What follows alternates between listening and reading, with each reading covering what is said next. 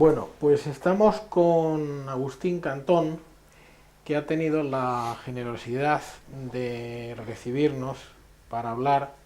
de todo lo relacionado con las vicisitudes, con la vida de Agustín Cantón, que era su abuelo. ¿Cómo podría explicarse a las generaciones más jóvenes quién era Agustín Cantón? Bueno, yo creo que intentándolo resumir lo más brevemente posible, situándolo en esa época, pues Agustín Cantón Moreno representaba a un tipo de hombre, y en este caso a un militar profesional, que en un momento clave, en una encrucijada vital para España como fue la guerra civil, intentó simplemente cumplir con su conciencia. Y para mí el intentar cumplir con su conciencia en todos los aspectos fue que por encima de cualquier tipo de ideología, de pensamiento de carácter político o no, como tantos de sus compañeros que luego desgraciadamente lo pagaron de muy mala manera, como todos sabemos, procuró cumplir con el juramento que un día hizo al gobierno legalmente constituido de la Segunda República Española. ¿Cuál era la trayectoria profesional de Agustín Cantón anterior a los acontecimientos que aquí estamos narrando? Pues por lo que yo sé y por lo que yo recuerdo, porque se puede usted imaginar que todas las personas de mi generación o de una edad aproximada, pues desgraciadamente, además de los 40 años de silencio oficial, existía, y yo creo que inclusive todavía hay secuelas de ellos, los silencios que no son oficiales, pero son los más dramáticos, que son los silencios entre las cuatro paredes de las viviendas de muchos de los españoles, que digamos que no que militasen profesionalmente, pero sí moralmente militaron en el llamado bando perdedor. Y con esto quiero decir que las conversaciones, los comentarios, cualquier tipo de palabra que pudiese significar una alusión a un tema en concreto y a una persona o unas personas muy concretas, pues no eran materia de conversación en buena parte de hogares de españoles durante muchísimos años. Entonces, ¿qué es lo que me ha llegado a mí? Pues yo no lo llegué a conocer personalmente porque yo soy uno de sus nietos más joven, hijo de su hijo mayor, y cuando mi abuelo falleció, pues así a bote pronto, y cuando yo nací debió haber pues un transcurso de tiempo de más de 15 años, inclusive más. Entonces, ¿qué es lo que me ha llegado a mí? ¿Qué es lo que yo he ido conociendo y luego tamizándolo? Pues yo creo que fue una persona que profesionalmente me refiero, procedía de una familia que tenía un entronque tanto con la milicia como con el cuerpo de la Guardia Civil. Su padre fue guardia civil, se retiró como tal, como guardia civil, y digo lo de se retiró porque luego nuestro bisabuelo o mi bisabuelo, durante una vez que se retiró de la Guardia Civil, pues ejerció como alcalde de la población de Béjar, en la provincia de Salamanca, que yo recuerdo durante 2 mandatos. Pero luego hubo hermanos suyos y otra serie de familiares en un grado o en otro que en definitiva tuvieron una relación profesional o bien con la Guardia Civil o, como en el caso de él, dentro del ejército en el cuerpo de artillería. Entonces, a mí lo que más puedo recordar de él, insisto, tamizando comentarios, tamizando ideas, todo lo que a mí me haya podido llegar, es lo que he dicho al comienzo de mi intervención. La idea de una persona, como luego yo he conocido directa o indirectamente, de tantos españoles, en este caso que profesionalmente, bien como militares o que pertenecieron durante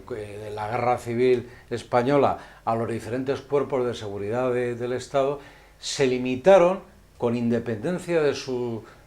propio credo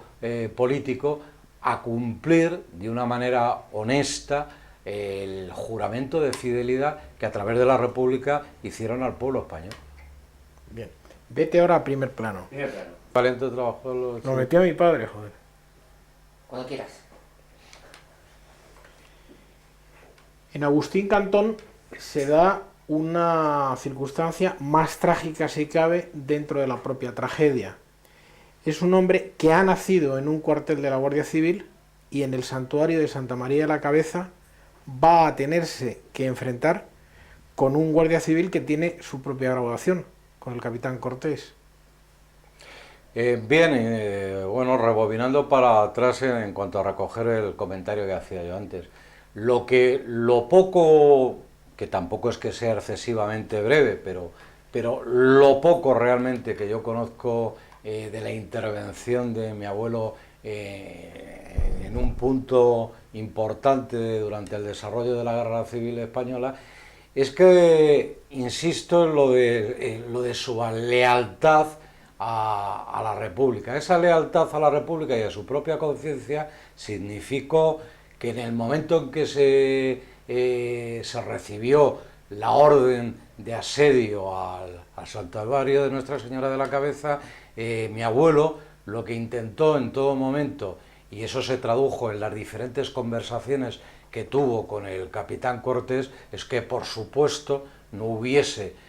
por una parte, ningún tipo de conflicto bélico, ningún tipo de violencia absolutamente gratuita e innecesaria, que las personas, tanto civiles como los propios militares o miembros de la Guardia Civil que estaban en el interior del santuario, no recibiesen ningún tipo de agresión, ningún tipo de violencia, pero a la vez, lógicamente, cumplir con la misión que se le había encomendado. Pues a pesar de las innumerables ocasiones en las que hubo encuentros entre ellos, pues el capitán Cortés no se avino. Eso implicó, desgraciadamente para mi abuelo, el que en un momento dado en que la República tenía que hacer grandes esfuerzos por asentar los pocos logros que había tenido militarmente, y que el panorama de cómo se estaban desarrollando los acontecimientos militarmente empezaban a no serle favorables, significaba navegar entre dos mares muy difícil. Una, la propia conciencia personal y la propia conciencia profesional. Todo eso con una presión muy importante, y es que ya no era, lógicamente, el propio gobierno de la República, sus propios representantes militares con los que mi abuelo tenía que planificar y cumplir esas órdenes, sino que por la idiosincrasia que tenían las fuerzas republicanas en esos momentos, que como sabemos pues estaban bien nutridas con mandos que no eran precisamente profesionales, que se habían creado temporalmente para cubrir el vacío que supuso la sangría de una buena parte del ejército militar profesional español, que se pasó al llamado bando nacional. Eso implicó en definitiva que algunos de los dirigentes militares que había allí pues eran miembros de diferentes partidos políticos que no tenían la misma visión global de cómo afrontar ese problema, ni siquiera la propia fibra personal de entre dos miembros, compañeros, aunque estuviesen en diferentes bandos, pero profesionales. Mi abuelo, en definitiva, intentó en todo momento y de diferentes maneras el que no hubiese ningún tipo de baño de sangre y, por supuesto, intentar cumplir la misión que se le había encomendado. Eso significó que, entre otras cosas, pues por lo que yo sé, no que hiciese la vista gorda, pero entre las innumerables regalías que se le hizo al capitán Cortés, pues además de dejarle que muchos miembros familiares de guardias civiles entrasen en el santuario, de permitir que la aviación nacional bombardease, en este caso con alimentos para los sitiados. En definitiva, les permitió, dentro de las circunstancias, digamos que un tipo de regalías que no eran las que habitualmente se suelen conceder o dar en este tipo de situaciones. El pago que desgraciadamente tuvo a esa actitud, insisto, como muchos otros profesionales de la República, desgraciadamente no fue el de la recompensa moral, sino el del silencio. Debemos recordar que el santuario de Santa María de la Cabeza, como su propio nombre indica, es un santuario. Es decir, a diferencia del Alcázar, que es una gran fortaleza, el santuario de Santa María de la Cabeza no era más que una pequeñísima construcción situada en la parte superior de una loma o de un cerro. Agustín Cantón era artillero.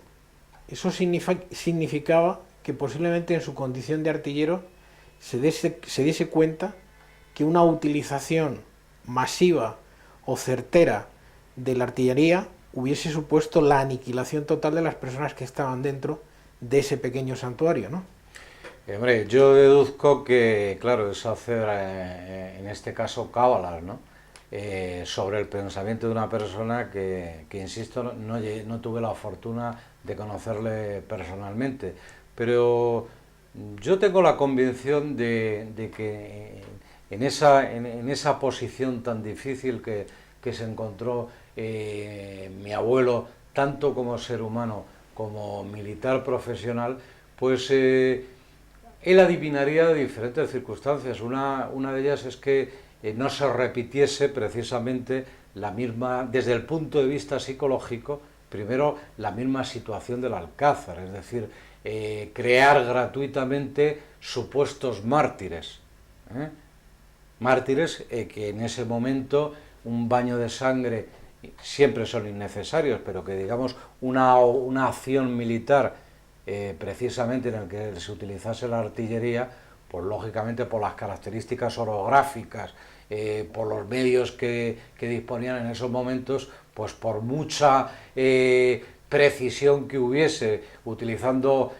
palabras de hoy en día militares, por mucha selectividad que hubiese con la tecnología que se disponía en esos momentos, impepinablemente hubiese producido pues un verdadero baño de sangre. Mi abuelo, yo tengo la convicción de que intentó primero evitar eso y luego evitar crear, insisto, mártires gratis, pero detrás de él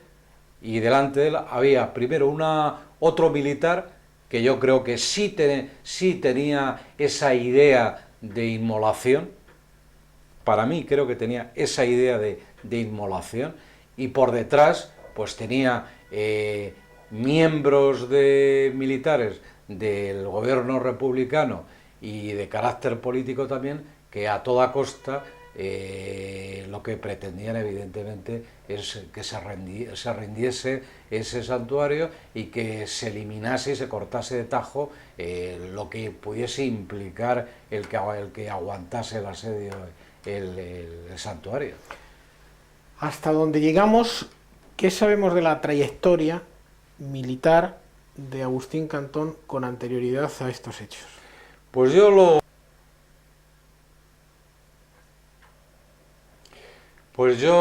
por lo que recuerdo, mi abuelo se sujetó a la llamada famosa Ley Azaña, por la cual se redujo el número de miembros del ejército republicano o del ejército de la República en aquella época, y debió coincidir pues, en una época en la que él debía tener alrededor de no mucho más de 50 años, y él en esos momentos creo recordar que estaba destinado en Valencia capital, y lógicamente tenía en este caso una serie de hijos que una buena parte de ellos ya eran hombres y mujeres. En este caso los varones eran hombres jóvenes, pero que aunque ya estaban en esos momentos en la plenitud de sus estudios, y profesionalmente, pues claro, tuvo que dar un viraje para intentar sacar a su familia adelante. Entonces yo lo que sé que es él en ese momento lo que montó, no sé si individualmente o en sociedad con algún otro conocidos o amigos suyos, pues fue una academia de preparación para diferentes tipos de titulaciones, pero en este caso muy destinado por el origen suyo profesional a la incorporación a diferentes tipos de los diferentes tipos de cuerpos de seguridad del Estado. Y entonces allí, cuando él ya está desde hacía un año, no insisto, no recuerdo muy bien las fechas ni la duración del tiempo, pero llevaba ya un tiempo dado de baja del ejército y dedicado a esta nueva faceta suya profesional, es cuando estalla la sublevación militar y lógicamente pues me imagino que en este caso la República llamó a los militares que en esos momentos estaban por diferentes conceptos dados de baja, estuviesen en clases pasivas, estuviesen en un tipo de excedencia de una duración de tiempo de otro, pero en definitiva, y él se incorporó aquí en Madrid, y no estoy excesivamente seguro, pero me parece que su primer destino pues fue a la Dirección General de Seguridad, porque le reclamó el que curiosamente fue su último jefe dentro de la República, y luego su contrario, que fue don Agustín Muñoz Grandes, del que fue ayudante durante muchísimo tiempo, justo hasta el punto de que fue su ayudante, y aquí me remoto al inicio de la conversación, y de cómo muchos militares profesionales, habiéndolo tenido todo en su mano y a su disposición para salvaguardarse, tanto ellos a título individual, personal, como a su familia, se acordaron de algo tan importante como es que habían jurado lealtad a la República y habían jurado a través de los órganos de la República lealtad al pueblo español. Y mi abuelo en esos momentos lo que sí hizo fue una cosa: ayudar a que don Agustín Muñoz Grandes se pasase a las tropas del bando rebelde, a las tropas sublevadas. Y durante un tiempo, un día o dos, evitándole que pudiese tener ningún tipo de problema físico y por lo tanto existencial, pues estuvo, por ejemplo,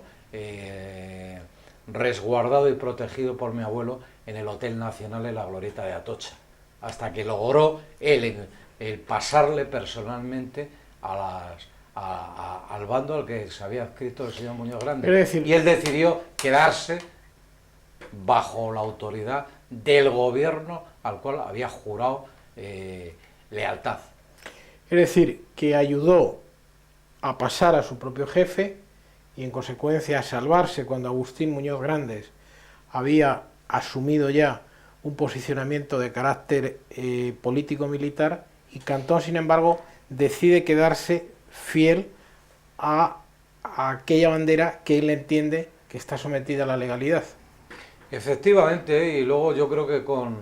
en este caso personificado en mi abuelo, pero en muchas personas que en el transcurso de la vida yo personalmente han podido llegar pues comentarios, atisbos de su biografía personal y profesional de diferentes militares o miembros de los cuerpos de seguridad de la República, que tomaron la misma actitud, la misma postura. Y creo que, además de las propias circunstancias, el